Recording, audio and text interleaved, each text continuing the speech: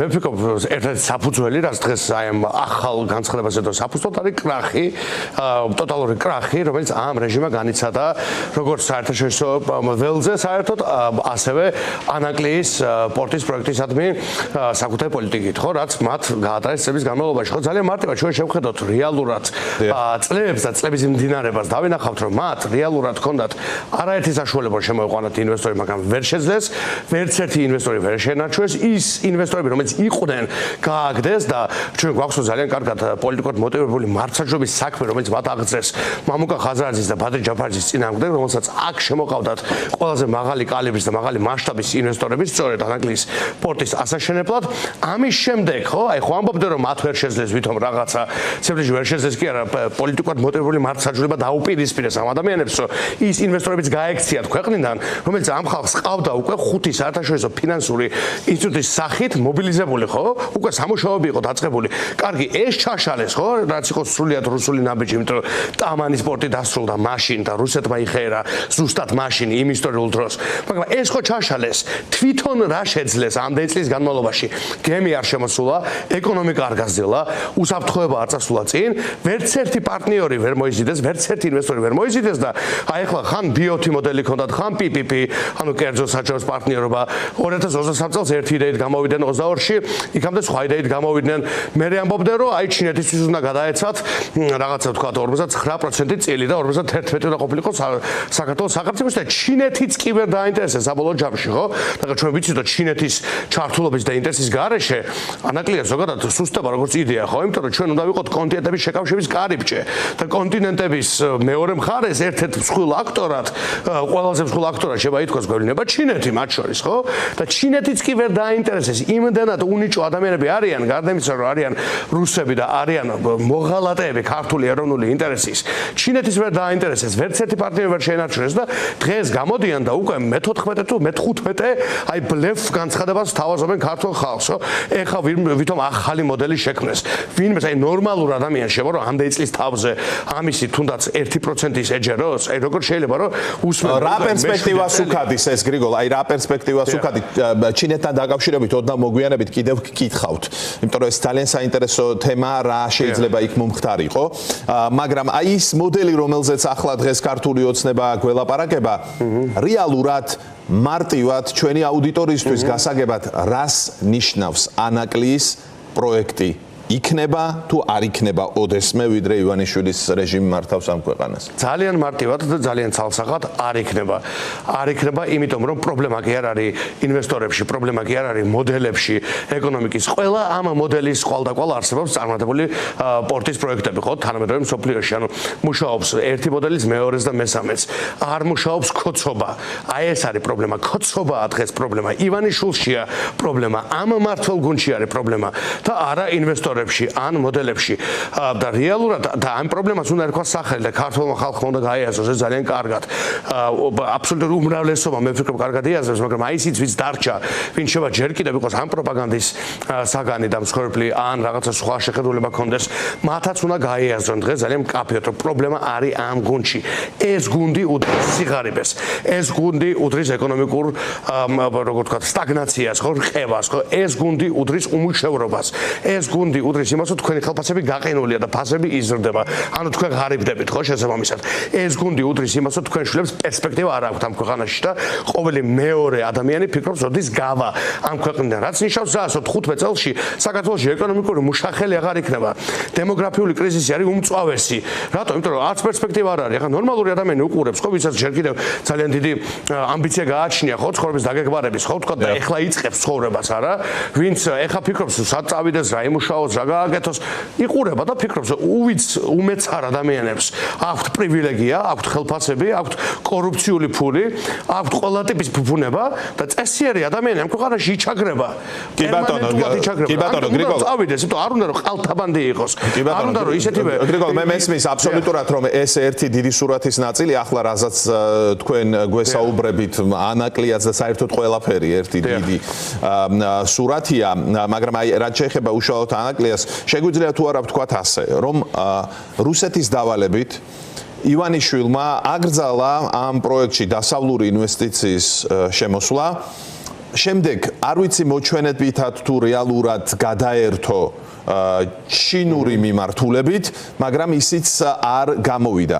შეგვიძლია ვთქვათ, რომ ეს ან მოჩვენებითი იყო მართლაც, რომ ჩინეთზე დაიწყეს ლაპარაკი და იმ მომენტში, ასე ვთქვათ, სიტუაციურად და ტაქტიკურად დასჭირდა, ან მართლაც მიდიოდა ფინალისკენ ეს ამბავი, მაგრამ ჩინეთმა თქვა უარი რაღაცის გამო, ან ივანიშვილმა თქვა უარი. ჩინეთის ნაწილში იყო თუ არა რუსეთის თანხმობა. მოკლედ ძალიან ბევრი ნიუანსია და მაინტერესებს თქვენ როგორ უყურებთ აი ამ ნიუანსებიდან გამომდინარე რა მოხდა ჩინეთთან დაკავშირებით.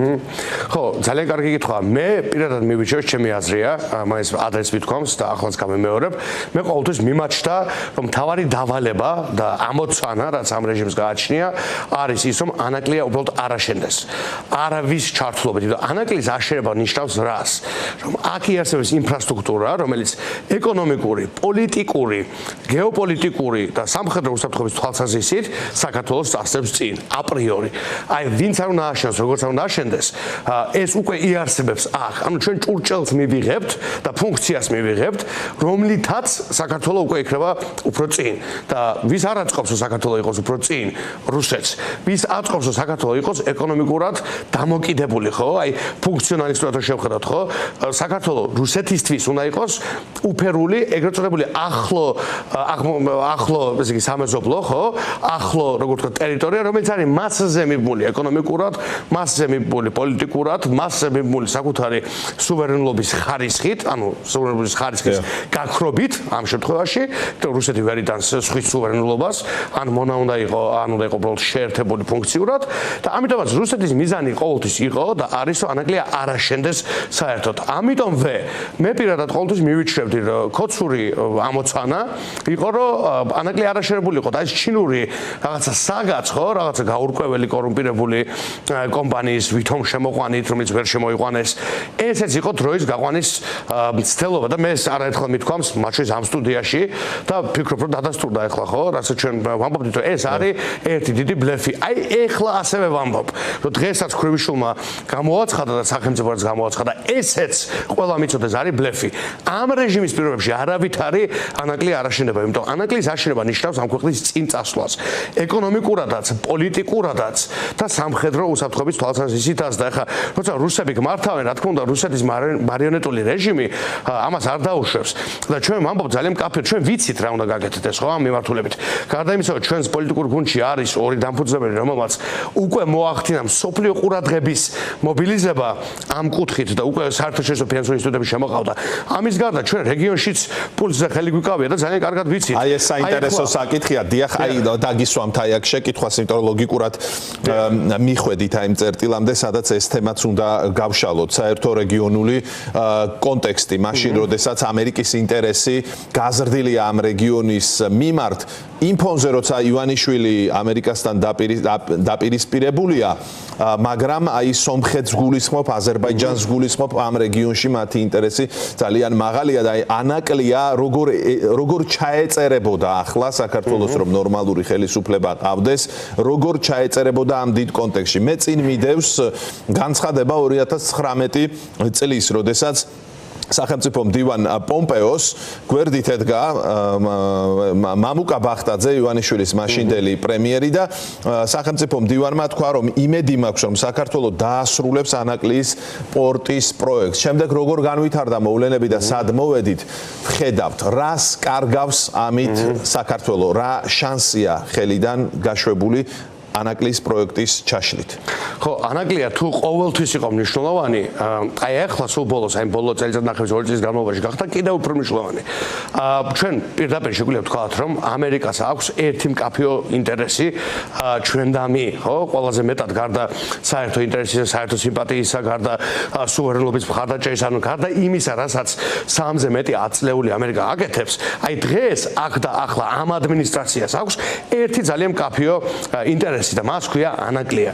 და ეს ჩვენ გვითხოვს არაერთგზის და ეს სახელმწიფო დეპარტამენტმა თქვა არაერთგზის როგორც საჯაროდ, ასევე დახრულ კარს მიღო, რა თქმა უნდა, მათი ინტერესი არის, რომ ტრამპის სახელობის მშვიდობის და კეთილდღეობის გზა შეიცავდეს არა მარტო ორ სამხრეთ კავკასიურ სახელმწიფოს, არამედ სამივეს. ანუ თქვენ კითხავს დაუბრუნდეთ დღეს რომ ყავდეს ნორმალური ხელისუფლება. უპირველეს ყოვლისა გააკეთებდა ყველაფერს იმისთვის, რომ ანაკლიის მეშვეობით რეალურად საქართველოს ჩაერთო ტრამპის სახელობის მშვიდობის და კეთილდღეობის აი ამ გზაში, ხო? აი წამოდგეთ რეჟიმი გველაპარაკება მშვიდობაზე ამდენს და კეთილდღეობაზე აქ-იქ, ალაგ-ალაგ, მაგრამ რეალურად ჩვენს თვალწინ ჩვენგან რაღაცა 4 საათის გზაზე წარმოიდგინეთ, არც კი დასრულდა 10 წლეულოვანი კონფლიქტი. ანუ რეალურად მშვიდობა მოხდა, ოღონდ ჩვენ გარეშე მოხდა. აი სანამ ჩვენ რაღაცა მითებს გვიყვებოდნენ მშვიდობაზე, ვინმე ნახა მეტი მშვიდობა ან კეთილდღეობა ამ ქვეყანაში? აი ერთი ადამიანი მაინც არის, ვინც უფრო მშვიდად ან უფრო კეთილდღეობით გზობს თავს. რაიმე ისე ტენდენცია არის, რომ ან ერთისკენ ან მეორესკენ მიდიოდეს? არა, მაგრამ აი აქ რეგიონში, სამხრეთ კავკასიაში ეს მოხდა. ოღონდაც ეს მოხდა ჩვენს გარეშე. ერევანმა გვაჯობა, ბაქომ ხო გვაჯობა და გვაჯობა, ყველამ რეგიონში რაღაცით ნაბიჯი გადადგა წინ და ჩვენ იქაც კი, სადაც უფრო მეტი ფორა გაგვაჩნდა, უფრო მეტი ზემოხელი გაგვაჩნდა, ასაც ქვია, ხო ვთქვათ და უნდა აი ჩავბღაუჭებოდით ამ მომენტს და საქართველოს ისე წინ უნდა წაგვეწია, როგორც არასოდეს არ ყოფილა ჯერ წასული წინ, ჩვენ პირიქით წავედით უკან, იმიტომ ხოცი არის ასეთი, უკან მიდის ყველაფერში და ანაკლია არის ჩვენი მთავარი კოზირი, პირდაპირ გეტყვით გეოპოლიტიკურად, ეს უნდა იყოს საგარეო პოლიტიკის ერთ-ერთი ქვაკუთხედი დღეს და მისი მეშვეობით საქართველოს უნდა ვაქციოთ კონტინენტების კარიბჭედ და მათ შორის უნდა ვაქციოთ, რა თქმა უნდა, ტრამპის კეთილდღეობის დიდი მადლობა გრიგოლ. ნაწილად.